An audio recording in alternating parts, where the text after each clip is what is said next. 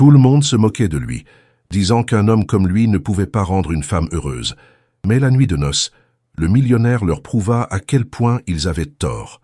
La soirée de gala battait son plein dans les salons dorés de l'hôtel Bristol. Tout le gratin parisien s'était donné rendez-vous pour cette vente aux enchères caritatives organisée au profit de la recherche médicale. Parmi les invités en smoking et robe de soirée, Maxime Delacroix se distinguait par son élégance naturelle et cette aura de réussite qui entourait les self-made men de sa génération. À 34 ans, le patron de Delacroix Digital avait bâti un empire technologique en partant de rien. Ses applications mobiles révolutionnaires avaient fait de lui l'un des plus jeunes milliardaires de France. Pourtant, ce soir, malgré son apparente décontraction, Maxime se sentait mal à l'aise. Les regards appuyés, les chuchotements, les sourires en coin qu'il surprenait depuis son arrivée lui donnaient l'impression désagréable d'être au centre d'une plaisanterie qu'il ne comprenait pas. « Maxime !» Une voix féminine l'interpella près du bar. Il se retourna et vit s'approcher Véronique Monclerc, une journaliste People qu'il connaissait de vue. « Alors, comment allez-vous après l'article ?»« Quel article ?» demanda-t-il, perplexe. Le sourire de Véronique se figea. « Vous n'avez pas lu Paris Match cette semaine ?» Maxime secoua la tête. Il évitait soigneusement la presse People, préférant se concentrer sur les journaux économiques et technologiques. Véronique sortit son téléphone et, après quelques manipulations, lui tendit l'écran. Le titre lui sauta au visage comme une gifle. Exclusif. L'ex de Maxime Delacroix se confie. Il ne sait pas satisfaire une femme. En dessous, une photo de lui accompagnait le portrait de Valérie Dubois, son ex-fiancée, avec qui il avait rompu 6 mois plus tôt. Maxime sentit le sang quitter son visage. Il parcourut rapidement l'article, chaque ligne lui donnant l'impression de recevoir un coup de poignard. Valérie y détaillait leur relation de 3 ans, décrivant un homme obsédé par le travail, émotionnellement distant et incapable d'intimité véritable. Les passages les plus cruels concernaient leur vie privée, où elle le décrivait comme techniquement correct mais sans passion, plus préoccupé par ses performances en bourse que par celles de son couple. « Je suis désolé, je pensais que vous étiez au courant », murmura Véronique, visiblement embarrassée par sa propre indiscrétion. Maxime lui rendit le téléphone, luttant pour conserver sa contenance. « Merci de m'avoir informé. » Il s'éloigna rapidement, cherchant un endroit où se réfugier. Tout s'expliquait maintenant. Les regards, les sourires, les conversations qui s'arrêtèrent sur son passage. Tout Paris avait lu cet article. Tout Paris savait. Dans les toilettes des hommes, heureusement vides, Maxime s'appuya contre le marbre du lavabo et ferma les yeux. La humiliation était totale. Non seulement Valérie avait rompu leur fiançailles par un simple SMS 6 mois plus tôt, « Nous ne sommes pas faits l'un pour l'autre. Je pars vivre à New York, Valérie. » Mais elle venait maintenant de l'humilier publiquement devant tout leur cercle social. Le pire, c'était qu'une partie de ces accusations n'était pas fausse. Maxime savait qu'il avait des difficultés avec l'intimité émotionnelle. Orphelin dès l'âge de 8 ans, élevé par une grand-mère aimante mais distante, il avait appris très tôt à compter uniquement sur lui-même. Son succès professionnel était venu au prix d'une vie personnelle sacrifiée, de relations superficielles, de cette incapacité à se livrer vraiment. Avec Valérie, il avait pourtant essayé. Mais comment expliquer à une femme habituée aux déclarations d'amour passionnées que lui montrer ses sentiments autrement, en se souvenant de ses plats préférés, en annulant des réunions importantes pour l'accompagner chez le médecin, en programmant des voyages surprises dans les moindres détails? Valérie avait eu raison sur un point. Il était plus doué pour organiser que pour ressentir. Un homme entra dans les toilettes, interrompant ses pensées. Maxime se recomposa un visage et retourna dans la soirée. Il fallait qu'il affronte cette situation avec dignité, même si chaque regard lui rappelait sa humiliation. En traversant la salle principale, il entendit distinctement une conversation près du buffet. « Tu as lu l'article sur Delacroix ?» Terrible.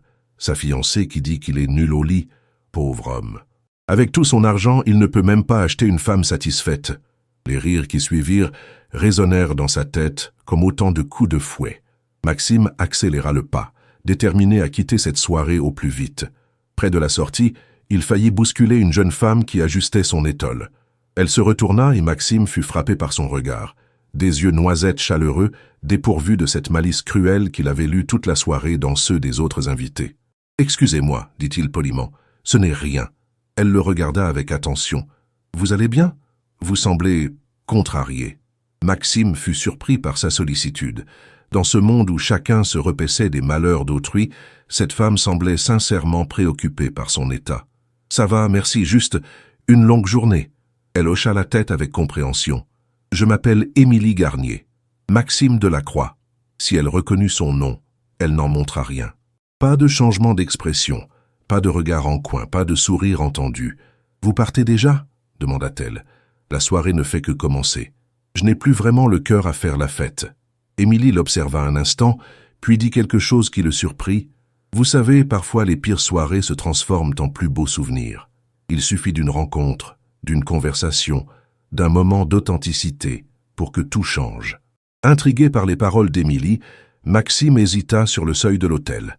Cette femme était différente des autres invités de la soirée. Son élégance était naturelle, sans ostentation, et il y avait dans ses yeux une intelligence douce, qui contrastait avec l'agitation mondaine qui régnait derrière eux. « Vous ne venez pas souvent à ce genre d'événement ?» demanda-t-il, renonçant momentanément à partir. Émilie sourit. « Première et probablement dernière fois. Je ne suis ici que parce que l'hôpital où je travaille est l'un des bénéficiaires de cette vente aux enchères.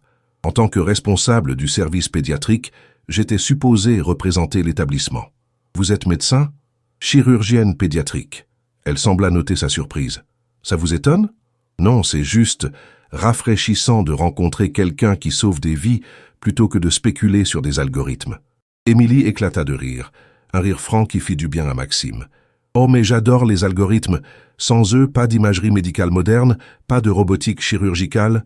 Votre travail et le mien ne sont peut-être pas si éloignés. » Cette remarque surprit Maxime.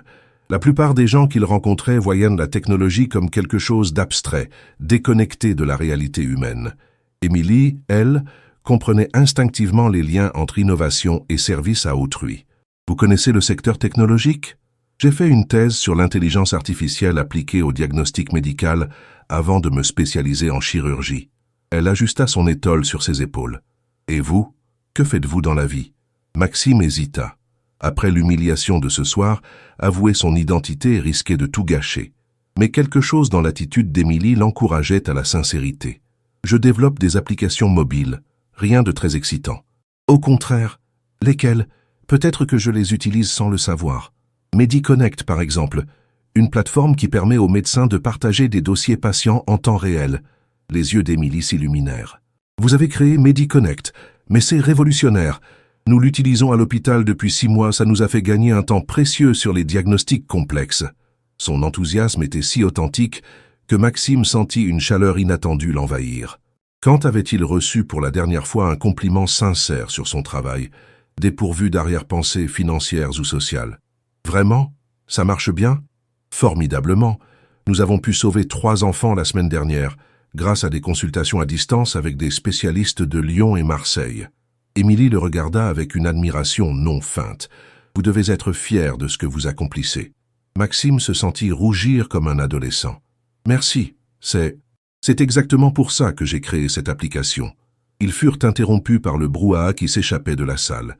Quelqu'un avait apparemment fait une enchère importante, déclenchant les applaudissements. « Nous devrions peut-être rentrer ?» suggéra Émilie. « Après tout, c'est pour une bonne cause. » Maxime regarda vers les portes dorées du salon, puis vers cette femme qui venait de transformer sa pire soirée en quelque chose de possible. « Et si nous allions plutôt prendre un verre ailleurs? Je connais un petit bar tranquille pas loin d'ici. Nous pourrions parler d'algorithmes médicaux. » Émilie sembla hésiter. « Je ne sais pas si c'est une bonne idée. Nous venons de nous rencontrer et... S'il vous plaît. » Maxime se surprit de la sincérité de sa propre voix. « Cette soirée a été difficile pour moi. Votre compagnie est la seule chose positive qui m'arrive aujourd'hui. » Quelque chose dans son ton dut la convaincre. « D'accord, mais juste un verre. » Ils quittèrent l'hôtel Bristol et marchèrent dans les rues de Paris illuminées. Maxime l'emmena vers un petit bar à vin qu'il fréquentait parfois, loin de l'agitation des Champs-Élysées. L'endroit était cosy avec ses fauteuils en cuir usé et ses étagères chargées de livres. « C'est charmant, » dit Émilie en s'installant. « Très différent de l'ambiance de l'hôtel. J'aime les endroits authentiques. » Maxime commanda une bouteille de Chablis. « Dites-moi, qu'est-ce qui vous a poussé vers la médecine ?»« Mon petit frère. » Le visage d'Émilie s'assombrit légèrement. « Il est né avec une malformation cardiaque complexe. J'ai passé mon enfance dans les hôpitaux. à regarder les chirurgiens travailler. Un jour, je me suis dit que je voulais être celle qui répare, pas celle qui attend en pleurant dans les couloirs. Il va bien maintenant? Parfaitement. Il est ingénieur informatique, ironiquement. Nous ne sommes pas si différents, finalement. Elle but une gorgée de vin. Et vous? Qu'est-ce qui vous a amené vers la technologie? Maxime hésita. Il n'avait jamais raconté cette histoire à personne, pas même à Valérie. Mes parents sont morts dans un accident de voiture quand j'avais 8 ans. Ma grand-mère, qui m'a élevé, était déjà âgée et distante. J'ai trouvé refuge dans les ordinateurs. Ils ne jugent pas, ils ne partent pas. Ils répondent logiquement aux problèmes qu'on leur pose. Émilie le regarda avec compassion. Ça a dû être très dur. J'ai survécu et j'ai appris à transformer cette solitude en force. Mes applications, c'est ma façon de créer des liens entre les gens, de combler les distances. C'est beau. La sincérité dans sa voix toucha Maxime en plein cœur. Vous devez avoir beaucoup d'amis, de relations. Maxime eut un rire amer. En fait, non. Pas vraiment. Les gens s'intéressent surtout à mon portefeuille. Pas tous. Moi, par exemple, je ne savais même pas qui vous étiez avant ce soir. Émilie sourit. Et maintenant que je le sais, ça ne change rien. Vous restez l'homme qui a créé MediConnect et qui sauve des vies par procuration. Pour la première fois depuis des mois, Maxime sentit quelque chose se détendre en lui. Cette femme le regardait sans calcul, sans arrière-pensée, juste avec cette curiosité bienveillante qu'il avait cru disparue de son monde. Les semaines qui suivirent leur rencontre transformèrent la vie de Maxime d'une façon qu'il n'aurait jamais imaginée. Émilie et lui avaient commencé à se voir régulièrement, d'abord pour des déjeuners professionnels, où ils discutaient de projets technologiques pour l'hôpital, puis pour des dîners plus personnels, où leurs conversations s'étendaient sur des heures. Ce mercredi soir, Maxime attendait Émilie dans un petit restaurant italien du Marais qu'elle avait choisi.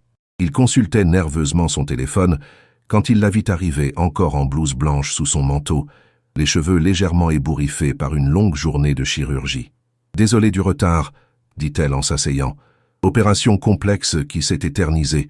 Un petit garçon de 6 ans, mais tout s'est bien passé. » Maxime fut frappé par l'éclat de bonheur dans ses yeux malgré la fatigue. « Vous aimez vraiment ce que vous faites ?» Passionnément. Elle sourit en prenant la carte. « Et vous?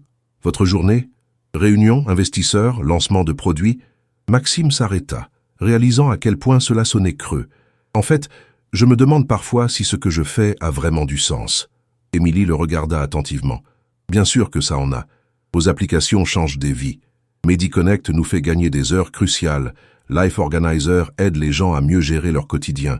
Vous connaissez Life Organizer? Ma mère l'utilise pour gérer ses rendez-vous médicaux depuis son cancer. » L'expression d'Émilie se fit plus douce. Elle dit que sans cette app, elle aurait été perdue dans le labyrinthe administratif de ses traitements.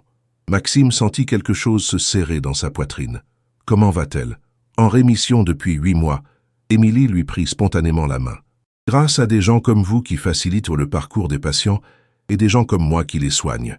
Nous sommes une équipe, d'une certaine façon. » Cette façon qu'elle avait de le faire se sentir important, utile, sans flatterie mais avec une sincérité désarmante, bouleversait Maxime. Avec Valérie, il avait toujours eu l'impression de devoir prouver sa valeur par ses succès financiers. Avec Émilie, il se sentait apprécié pour ce qu'il était vraiment. Émilie, il hésita. L'autre soir, à l'hôtel Bristol, j'étais perturbé par quelque chose. Je m'en suis douté. Vous voulez en parler? Maxime prit une profonde inspiration. Mon ex-fiancé a donné une interview à Paris Match. Des choses très privées, très humiliantes. Il lui raconta l'article. La rupture brutale. L'humiliation publique. Émilie l'écouta sans l'interrompre, son visage exprimant tour à tour la compassion et l'indignation. « Cette femme est cruelle, » dit-elle finalement, « et probablement très malheureuse pour agir ainsi. Elle n'avait peut-être pas tort sur certains points. » Maxime baissa les yeux. « Je ne suis pas doué pour l'intimité, les sentiments. Je ne sais pas comment être proche de quelqu'un. » Émilie serra sa main plus fort. « Maxime, regardez-moi. » Il releva les yeux vers elle. « Depuis 3 semaines, vous me racontez vos journées. Vous vous inquiétez quand je suis fatigué. Vous vous souvenez de tout ce que je vous dis. Hier, vous m'avez apporté du thé au gingembre parce que j'avais mal à la gorge. Comment pouvez-vous dire que vous ne savez pas être proche? Avec vous, c'est différent. Pourquoi? » Maxime réfléchit. « Parce que vous ne me demandez pas d'être quelqu'un d'autre. Vous ne voulez pas que je change, que je devienne plus romantique ou plus démonstratif. Vous appréciez ma façon à moi de montrer mon affection. Exactement. Émilie sourit. L'intimité, ce n'est pas forcément les grands gestes ou les déclarations passionnées. C'est l'attention aux détails, l'écoute, la présence. Et ça, vous savez le faire merveilleusement bien. Maxime sentit une émotion intense l'envahir. Pourquoi vous intéressez-vous à moi? Je veux dire, vous pourriez avoir n'importe qui. Vous êtes brillante, belle, généreuse, parce que vous êtes authentique. Dans un monde plein de faux-semblants, vous êtes réelle. Vos sentiments sont vrais, même si vous avez du mal à les exprimer. Elle se pencha vers lui. Et parce que, quand vous me regardez, j'ai l'impression d'être la femme la plus importante du monde. Cette nuit-là, en la raccompagnant chez elle, Maxime prit son courage à deux mains. « Émilie? Oui, j'aimerais que notre relation devienne plus sérieuse. » Elle s'arrêta devant la porte de son immeuble et se tourna vers lui. « Maxime, moi aussi. Mais j'ai besoin que vous me promettiez quelque chose, tout ce que vous voulez. Promettez-moi de ne plus jamais douter de votre valeur à cause des mots de cette femme. Vous valez tellement mieux que ce qu'elle a dit. » Maxime la prit dans ses bras et pour la première fois l'embrassa avec toute la tendresse qu'il ressentait pour elle. Ce baiser fut différent de tous ceux qu'il avait donnés. Il y mit son âme, sa reconnaissance, son amour naissant. 6 mois plus tard, Maxime contemplait l'écrin de velours bleu posé sur son bureau. L'alliance qu'il avait fait créer spécialement pour Émilie scintillait sous la lumière du jour déclinant. Un diamant taille émeraude entouré de saphirs bleus, rappelant la couleur de ses yeux quand elle était concentrée en chirurgie. Ces 6 mois avaient été les plus heureux de sa vie. Émilie avait transformé non seulement sa vision de l'amour, mais aussi sa conception de lui-même. Avec elle, il avait appris que la vulnérabilité n'était pas une faiblesse mais une force, que partager ses doutes et ses peurs rapprochait plus que n'importe quelle démonstration de pouvoir. Un coup à la porte interrompit ses pensées. Thomas Beaumont, son associé et meilleur ami depuis l'université, entra avec un sourire complice. « Alors, tu as pris ta décision ?» ?»« Oui. » Maxime referma l'écrin. « Ce soir. Tu es sûr que c'est le bon moment? Ça fait seulement 6 mois. »« Thomas, j'ai passé 3 ans avec Valérie et je n'ai jamais été certain de vouloir l'épouser. Avec Émilie, j'ai su au bout de 3 semaines qu'elle était la femme de ma vie. » Thomas sourit. « Je te reconnais bien là. Quand tu prends une décision, tu ne fais pas les choses à moitié. Comment vas-tu t'y prendre? » Simplement. Émilie déteste l'ostentation. Nous dînons chez elle ce soir. Elle cuisine pour moi. Je lui demanderai là-bas, dans l'intimité. Pas de restaurant chic? Pas de violoniste? Pas de pétales de rose? Maxime secoua la tête. Elle préfère l'authenticité. Et moi aussi maintenant. Le soir même, Maxime arriva chez Émilie avec un bouquet de pivoine blanche, ses fleurs préférées, et une bouteille de champagne au cas où. L'appartement sentait délicieusement bon la cuisine méditerranéenne qu'elle affectionnait. « Bonsoir mon amour », dit-elle en l'embrassant. « J'espère que tu as faim, j'ai fait ton risotto aux champignons préféré. » Maxime fut touché par cette attention. Émilie avait cette façon unique de montrer son amour par de petits gestes quotidiens, exactement comme lui. Ils étaient faits l'un pour l'autre. Pendant le dîner, ils parlèrent de leurs journées respectives. Émilie avait opéré 2 enfants avec succès. Maxime avait finalisé un partenariat important avec un groupe hospitalier européen. Leur vie professionnelle s'entremêlait naturellement, se nourrissant mutuellement. « Maxime ?»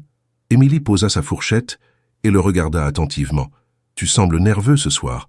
Quelque chose ne va pas ?» Au contraire, il prit une profonde inspiration. Tout va parfaitement bien, si bien que... Il se leva et alla chercher l'écrin dans sa veste. Quand il revint s'agenouiller près de sa chaise, les yeux d'Émilie s'écarquillèrent. « Émilie, il y a 6 mois, j'étais un homme brisé, humilié, qui avait perdu foi en l'amour. Vous m'avez montré que j'étais capable d'aimer et d'être aimé pour ce que je suis vraiment. » Il ouvrit l'écrin. « Voulez-vous m'épouser ?» Émilie porta ses mains à sa bouche, les larmes aux yeux. « Oh, Maxime, je sais que c'est rapide, mais... » « Oui. » Elle l'interrompit en se jetant dans ses bras. « Oui, bien sûr que oui. » Maxime glissa la bague à son doigt, avec des mains tremblantes d'émotion. Elle était parfaite, comme s'il l'avait toujours su. « Je vous aime, » murmura-t-il contre ses cheveux. « Plus que je n'ai jamais aimé personne. Moi aussi, je vous aime. » Elle se recula pour le regarder. « Et je veux que vous sachiez quelque chose. Vous êtes l'homme le plus attentionné, le plus généreux, le plus aimant que j'ai jamais rencontré. Cette femme qui vous a blessé ne vous connaissait pas vraiment. Grâce à vous, j'ai appris à me connaître moi-même. » Ils s'embrassèrent longuement, scellant leur engagement. Dehors, Paris scintillait sous les étoiles, témoin silencieux de cet amour qui avait guéri les blessures du passé. « Alors, dit Émilie avec un sourire malicieux, quand voulez-vous qu'on se marie? Le plus tôt possible. » Maxime n'hésita pas. « J'ai envie de commencer officiellement ma vie avec vous. » « Dans ce cas, que diriez-vous de dans 3 mois? Juste nos familles et nos proches. Quelque chose d'intime et de vrai. » « Parfait. » Maxime la serra contre lui. « Absolument parfait. » Pour la première fois de sa vie, il avait hâte d'être marié, hâte de construire une famille, hâte de prouver au monde entier qu'il savait aimer profondément et sincèrement. 3 mois plus tard, le château de Malmaison baignait dans la lumière dorée d'un après-midi de septembre. Émilie avait choisi ce lieu chargé d'histoire pour leur mariage, préférant l'élégance discrète de l'ancienne demeure de Joséphine aux fastes ostentatoires des palaces parisiens. Dans le salon Empire transformé en chapelle improvisée, 50 invités triés sur le volet attendèrent la cérémonie. Côté marié, Thomas et quelques associés de Maxime côtoyaient sa grand-mère Marguerite, venue spécialement de Provence. Côté marié, la famille d'Émilie au complet. Ses parents, son frère ingénieur, ses collègues de l'hôpital, tous unis par une affection sincère pour la jeune femme. Maxime ajustait sa cravate dans une petite antichambre, le cœur battant d'une émotion qu'il n'avait jamais ressentie. Ce n'était pas de la nervosité, mais une impatience joyeuse, l'envie folle de voir apparaître Émilie dans sa robe de mariée. « Tu es prêt ?» Thomas passa la tête par l'entrebâillement de la porte. « Plus que prêt. » Maxime sourit. « Je crois que j'attends ce moment depuis le premier soir où je l'ai rencontré. Qui aurait cru que cette soirée désastreuse au Bristol se transformerait en conte de fées? » Émilie avait raison. Parfois les pires soirées deviennent les plus beaux souvenirs. Dans la suite nuptiale à l'étage, Émilie contemplait son reflet dans le miroir ancien.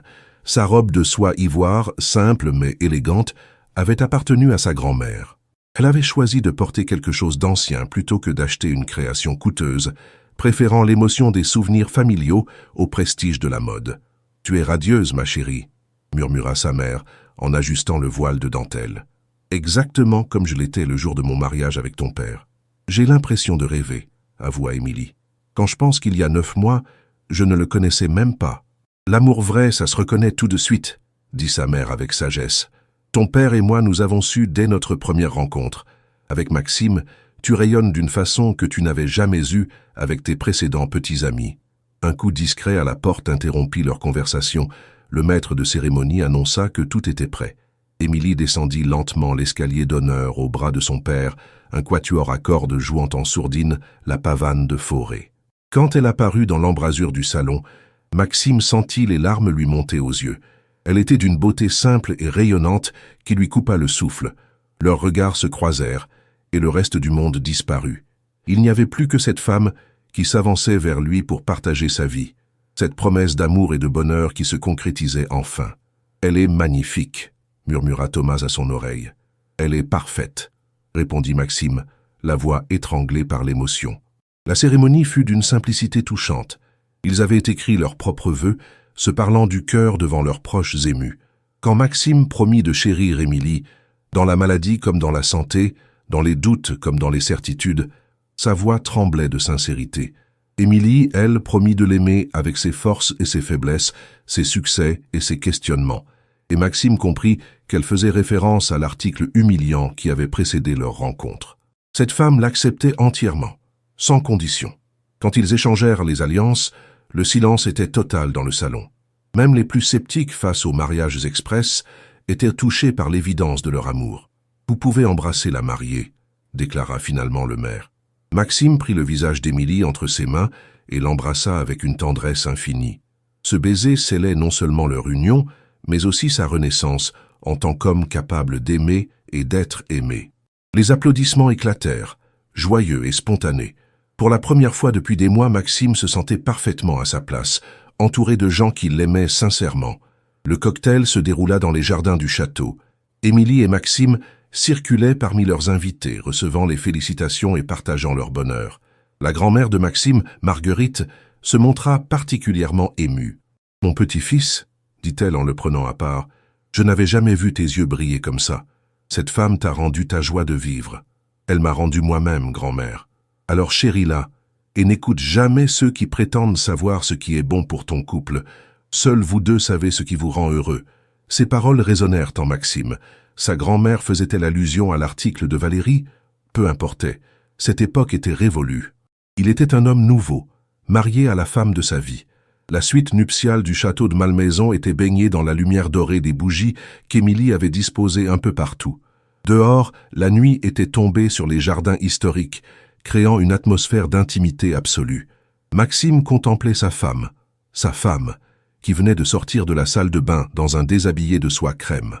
Elle était d'une beauté naturelle qui lui coupait encore le souffle, mais ce qui l'émouvait le plus était la confiance qu'il lisait dans ses yeux. « Vous êtes belle, Madame de la Croix, dit-il en s'approchant d'elle, et vous êtes très élégant, monsieur mon mari. » Elle sourit, mais il perçut une légère nervosité dans sa voix. « Émilie ?» Il s'arrêta devant elle, cherchant son regard. « Nous n'avons aucune obligation, vous savez. Cette nuit, c'est notre nuit.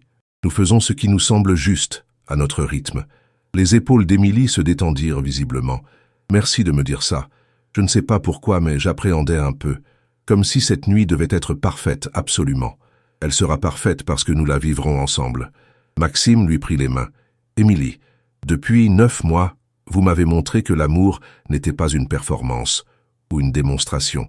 C'est de la présence, de l'attention, de la tendresse. Cette nuit ne sera pas différente. » Il l'attira doucement vers le canapé près de la cheminée où un feu crépitait. « Venez, asseyons-nous.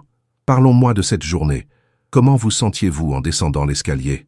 Émilie se blottit contre lui, touchée par cette attention. « J'avais l'impression de flotter, et quand j'ai vu vos yeux quand je suis apparu, j'ai su que j'étais exactement où je devais être.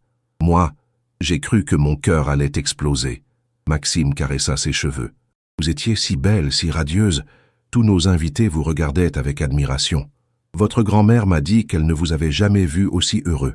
C'est vrai. » Il se tourna vers elle. « Émilie, je veux que vous sachiez quelque chose.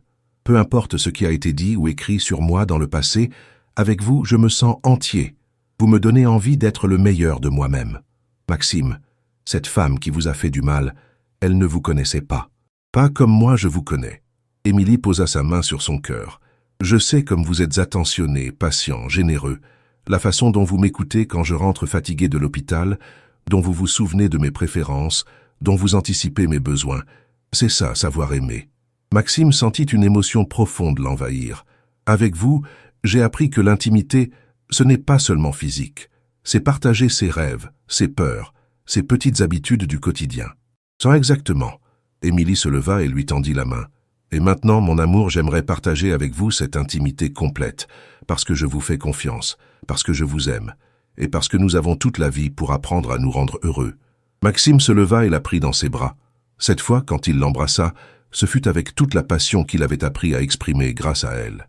Un baiser qui parlait d'amour, de désir, mais aussi de respect et de tendresse infinie. « Je vous aime, Émilie de la Croix, » murmura-t-il contre ses lèvres. « Et moi, je vous aime, Maxime de la Croix. Montrez-moi comme vous m'aimez. » Cette nuit-là, dans l'intimité de leur suite nuptiale, Maxime découvrit que l'amour véritable transformait tout. Chaque geste, chaque caresse, chaque regard partagé était empreint d'une tendresse qu'il n'avait jamais connue. Il n'était plus question de performance ou de technique, mais de communion profonde entre deux êtres qui s'aimaient sans condition. Émilie lui apprit que la sensualité était un langage qu'ils pouvaient créer ensemble, fait de douceur, d'écoute mutuelle, de complicité. Elle lui montra que sa façon à lui d'aimer, attentive, patiente, généreuse, était exactement ce qu'elle désirait. Quand l'aube pointa derrière les rideaux du château, ils reposaient dans les bras l'un de l'autre, apaisés et comblés. Maxime regardait sa femme dormir contre son épaule et sourit. Pour la première fois de sa vie, il se sentait parfaitement accompli en tant qu'homme, en tant qu'amoureux, en tant qu'époux. Les mots cruels de Valérie appartenaient définitivement au passé. Avec Émilie, il avait découvert sa véritable nature, celle d'un homme capable d'aimer profondément et de rendre une femme heureuse par sa simple présence aimante. Le soleil se levait sur leur nouvelle vie et Maxime n'avait jamais été aussi certain de l'avenir. 1 an après leur mariage, Maxime et Émilie avaient trouvé leur rythme de vie parfait. Ils habitaient maintenant un appartement lumineux du 7e arrondissement, avec vue sur les Invalides, qui reflétait leur goût commun pour l'élégance discrète et la fonctionnalité. Ce matin d'octobre, Maxime se réveilla avant le réveil, comme souvent. Émilie dormait encore contre lui, ses cheveux châtains répandus sur son épaule. Il sourit en la regardant. « Après 13 mois de mariage, il ne se lassait pas de ces moments d'intimité paisible. Son téléphone vibra discrètement. Un message de Thomas. Réunion décalée à 10 heures. L'investisseur américain veut discuter du projet MediConnect 2.0. Maxime se leva silencieusement pour ne pas réveiller sa femme. Dans la cuisine, il prépara le petit déjeuner selon le rituel qu'ils avaient établi, thé Earl Grey pour elle, café noir pour lui, tartine de pain complet avec de la confiture d'abricot maison qu'Émilie aimait préparer le dimanche. « Bonjour mon amour », murmura Émilie en apparaissant dans la cuisine, encore en pyjama de soie. « Tu es debout tôt. Réunion importante ce matin. » Il l'embrassa tendrement. « Mais j'avais envie de prendre le petit déjeuner avec toi avant que tu partes à l'hôpital. Tu es adorable. » Elle se blottit contre lui. « Tu sais que je t'aime. »« Un peu, » plaisanta-t-il. « Et toi, ta journée ?» 3 opérations programmées, dont une très délicate sur un bébé de 8 mois. Son expression devint sérieuse. « J'aurai peut-être besoin de tes bras ce soir pour décompresser. Ils seront là. » Maxime caressa ses cheveux, comme toujours. Cette routine matinale était devenue précieuse pour eux deux. Dans leurs vies professionnelles intenses, ces moments de tendresse quotidienne ancrent leur amour dans le réel. En arrivant au bureau, Maxime trouva Thomas, qui l'attendait avec un air préoccupé. « Qu'est-ce qui se passe ?» demanda Maxime. L'investisseur américain se désiste. « Non, ce n'est pas ça. » Thomas hésita. « Maxime, il faut que tu saches quelque chose. Valérie est revenue à Paris. » Maxime se figea. « Comment tu le sais ?» Elle était à la soirée de lancement de Startup Nation hier soir. Plusieurs personnes me l'ont dit. Thomas l'observa attentivement. Apparemment, elle raconte à qui veut l'entendre qu'elle a fait une erreur, qu'elle regrette cette interview. Et Maxime haussa les épaules. En quoi ça me concerne? Maxime, elle dit qu'elle veut te revoir, qu'elle a réalisé ce qu'elle avait perdu. Pour la première fois depuis longtemps, Maxime repensa à cette soirée au Bristol, à l'humiliation, à la douleur. Mais bizarrement, ces souvenirs lui semblaient appartenir à une autre vie, à un autre homme. Thomas, tu sais quelle est la différence entre maintenant et il y a 1 an? Dis-moi, il y a 1 an, cette nouvelle m'aurait détruit ou m'aurait fait espérer. Aujourd'hui, elle me laisse parfaitement indifférent. Maxime sourit. J'ai Émilie, j'ai une vie épanouie. Valérie peut dire ou faire ce qu'elle veut, ça ne me touche plus. Tu es sûr? Certain. Maxime ouvrit son ordinateur. Et maintenant, parlons de cette réunion. MediConnect 2.0 va révolutionner la télémédecine en France. Ce soir-là, Émilie rentra fatiguée mais souriante. L'opération délicate s'était parfaitement déroulée. Le bébé était sauvé. Maxime l'accueillit avec un dîner qu'il avait commandé chez leur traiteur japonais préféré. « Tu es parfait », dit-elle en découvrant les sushis disposés sur leur table. « Comment s'est passée ta réunion ?»« Excellemment. L'investisseur américain est enthousiaste. » Maxime hésita puis décida de tout lui dire. « Et j'ai appris que Valérie était revenue à Paris. » Émilie leva les yeux vers lui, attentive. « Comment tu le sens ?»« Indifférent. Complètement indifférent. » Il prit sa main. « Cette femme appartient à mon passé. Mon présent et mon avenir, c'est toi. »« Je ne suis pas inquiète, » dit Émilie avec un sourire confiant. « Je sais comme tu m'aimes, et je sais comme nous sommes heureux ensemble. »« Tu as raison. » Maxime porta sa main à ses lèvres. « D'ailleurs, j'ai une proposition à te faire. »« Laquelle ?»« Nous avons parlé d'avoir des enfants. Qu'est-ce que tu dirais de commencer à essayer ?» Les yeux d'Émilie s'illuminèrent. « Et sérieusement ?»« Très sérieusement. Je n'ai jamais été aussi prêt à fonder une famille. Avec toi. » Oh, Maxime. Elle se jeta dans ses bras. Oui, 1000 fois oui. Cette nuit-là, en s'aimant avec la tendresse et la passion qui les caractérisaient, ils scellèrent cette nouvelle étape de leur vie. Leur amour était assez fort pour créer une famille, assez solide pour résister à tous les fantômes du passé. 2 semaines plus tard, Maxime sortait de son bureau quand il la vit. Valérie Dubois l'attendait dans le hall de son immeuble, élégante comme toujours dans son tailleur Chanel, mais quelque chose dans son attitude trahissait une vulnérabilité qu'il ne lui avait jamais connue. « Bonjour Maxime », dit-elle en s'approchant. « Valérie. » Il resta courtois mais distant. « Que fais-tu ici? Il faut que je te parle. S'il te plaît. Juste 5 minutes. » Maxime consulta sa montre. Émilie l'attendait à la maison pour dîner, mais sa curiosité fut plus forte. « Très bien, 5 minutes. » Ils sortirent de l'immeuble et marchèrent vers un café proche. Valérie semblait chercher ses mots, ce qui était inhabituel chez cette femme habituellement si sûre d'elle. « Maxime, j'ai fait une terrible erreur. »« Laquelle? Me quitter par SMS ou donner cette interview humiliante ?» Valérie baissa les yeux. « Les deux. J'étais jeune, stupide, influencé par mes amis qui me disaient que tu n'étais pas assez démonstratif, pas assez romantique. Et maintenant, j'ai vécu à New York, j'ai rencontré d'autres hommes, et j'ai réalisé que ce que j'avais avec toi était précieux. Elle le regarda avec des yeux suppliants. Tu étais attentionné, fidèle, généreux, toutes les qualités importantes. Maxime l'écouta sans émotion particulière. Ces mots qui l'auraient bouleversé 1 an plus tôt le laissaient maintenant parfaitement froid. Pourquoi me dis-tu ça, Valérie? Parce que j'aimerais qu'on reprenne, qu'on se donne une vraie chance. Elle posa sa main sur la sienne. Je sais que tu t'es mariée, mais... Stop! Maxime retira sa main fermement. Valérie, tu arrives 18 mois trop tard. Maxime, écoute-moi. Non, toi, écoute-moi. Pour la première fois, sa voix se durcit. Il y a 1 an et demi, tu m'as quitté en me disant que nous n'étions pas faits l'un pour l'autre. Tu avais raison. Puis tu m'as humilié publiquement en racontant à un magazine nos moments les plus intimes. Ça, je regrette, Laisse-moi finir. Maxime la regarda droit dans les yeux. Cette humiliation a été la meilleure chose qui me soit arrivée, parce qu'elle m'a mené à Émilie, ta femme, ma femme, l'amour de ma vie, la femme qui m'a montré ce qu'était le vrai amour. Maxime sourit en pensant à Émilie. Avec elle, j'ai découvert que j'étais capable d'aimer profondément et d'être aimé pour ce que je suis vraiment. Valérie pâlit. Mais nous avons eu 3 ans ensemble. 3 ans où tu as passé ton temps à essayer de me changer. Émilie, elle, m'aime exactement comme je suis. Maxime se leva. Valérie, je te souhaite d'être heureuse, mais ce bonheur ne sera pas avec moi. Maxime, attends. Il était déjà parti.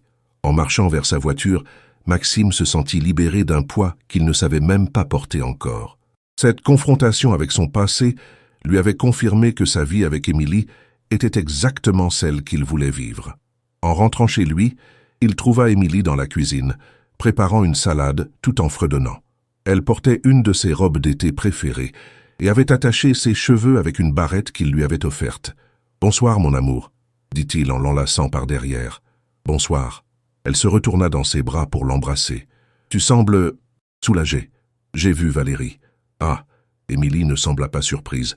Et j'ai réalisé que je ne ressentais plus rien pour elle, ni amour, ni haine, ni regret, juste de l'indifférence. Il caressa son visage. Elle appartient à mon passé. Toi, tu es mon présent et mon avenir. Je sais. Émilie sourit avec cette confiance tranquille qui la caractérisait. D'ailleurs, j'ai quelque chose à te dire. Quoi? J'ai vu le médecin aujourd'hui. Son sourire s'élargit. Nous allons avoir un bébé. Maxime resta figé un instant, puis un immense sourire illumina son visage. Vraiment? Vraiment. Tu vas être papa. Il la souleva dans ses bras et la fit tourner, leur rire résonnant dans l'appartement. Quand il la reposa, il posa ses mains sur son ventre encore plat. Notre bébé. Il l'embrassa tendrement.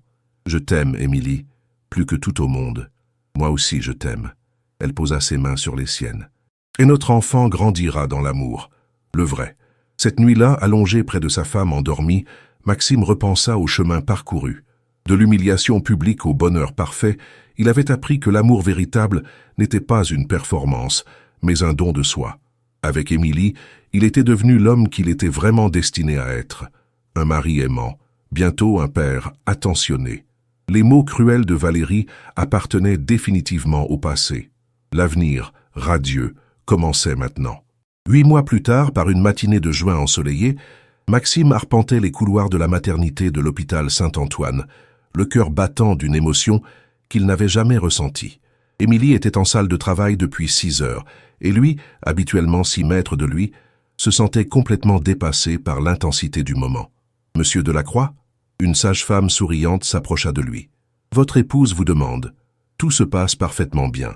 Maxime suivit la sage-femme les jambes tremblantes.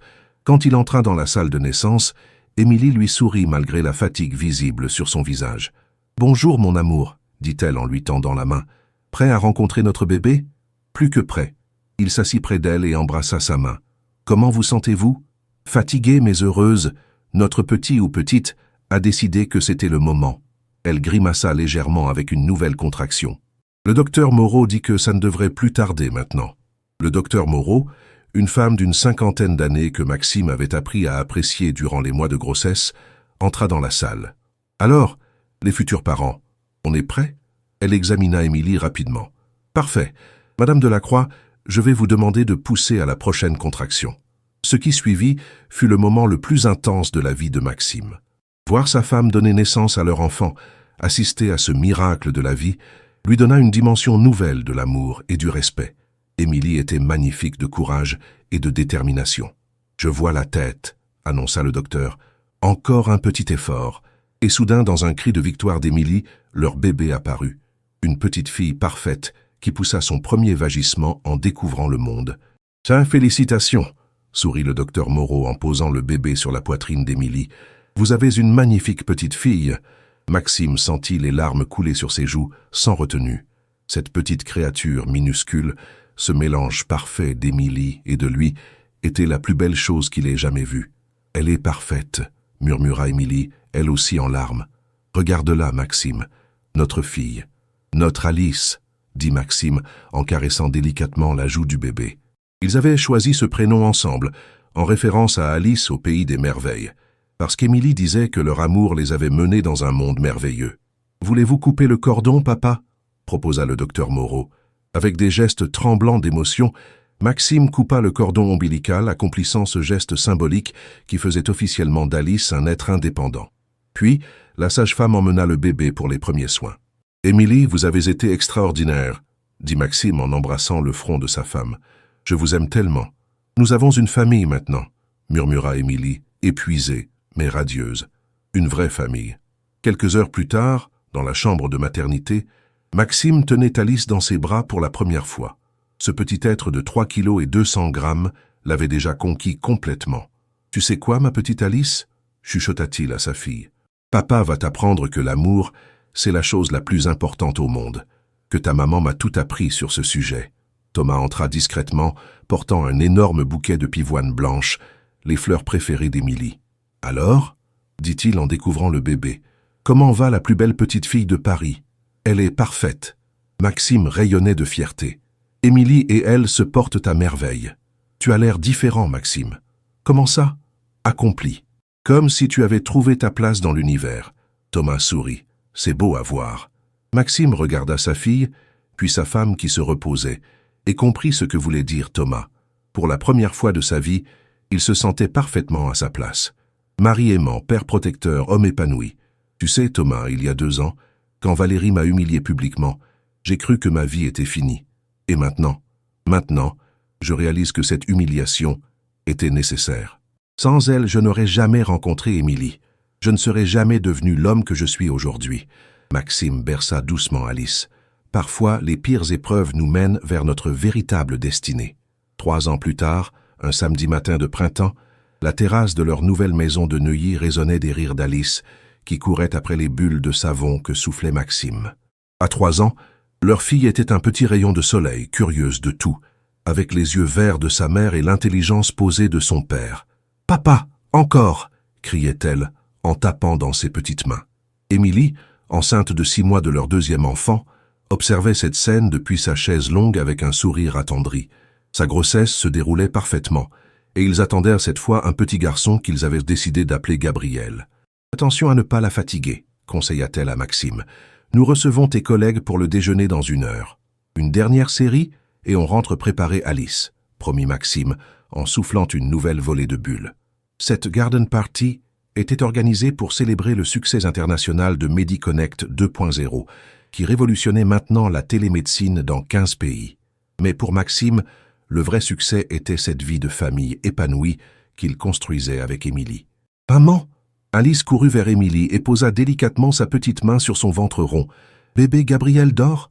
Je crois qu'il fait la sieste, » sourit Émilie. « Tu veux lui dire bonjour ? »« Bonjour Gabriel », dit Alice en parlant au ventre de sa mère. « C'est Alice, ta grande sœur. J'ai hâte que tu sortes pour jouer avec moi. » Maxime les rejoignit, ému par cette scène. Sa fille adorait déjà son petit frère à naître. Il s'assit près d'Émilie et posa sa main sur la sienne, sur son ventre. « Comment vous sentez-vous toutes les deux ? » « Nous allons très bien. Gabriel donne moins de coups de pied qu'Alice à l'époque. » Émilie s'appuya contre lui. « Je pense qu'il tient de son papa, calme et réfléchi. Et Alice tient de sa maman, vive et passionnée. Papa !»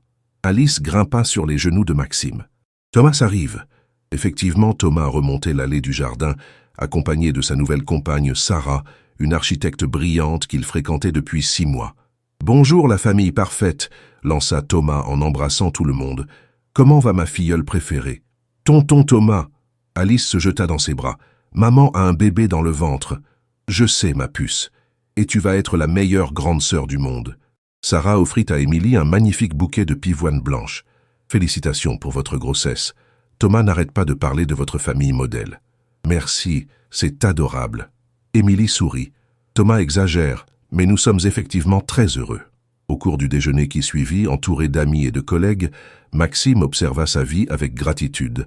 Alice bavardait avec tous les invités, charmant tout le monde par sa spontanéité. Émilie rayonnait, épanouie dans son rôle de mère et d'épouse.